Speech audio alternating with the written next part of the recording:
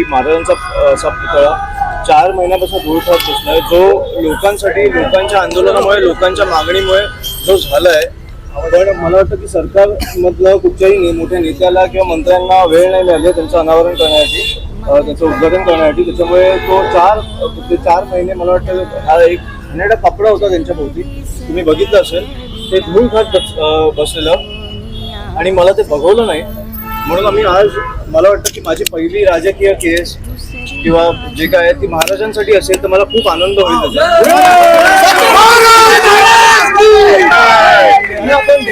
ज्यांना आपण दैवत मानतो त्यांच्यासाठी. मला वाटतं गेल्या 4 महिन्यात अनेक सरकारी अधिकारी किंवा मंत्री असतील किंवा नेते असतील हे नवी मुंबईमध्ये येऊन गेलेले आहेत, पण महाराजांसाठी त्यांना वेळ नसेल मिळाली तर मला वाटतं खूप दुर्दैवी गोष्ट आहे. त्याच्यामुळे मला वाटतं की आम्ही सर्व महाराष्ट्र सैनिकांनी तो एक हे घेतलं की आम्हाला असे बघायचे नाहीत महाराज, आणि मला वाटतं नवी मुंबईला पण नाही बघायचे. तर नवी मुंबई आणि सगळ्यांच्या दर्शनासाठी मला वाटतं महाराज आता तुमच्या समोर आहे.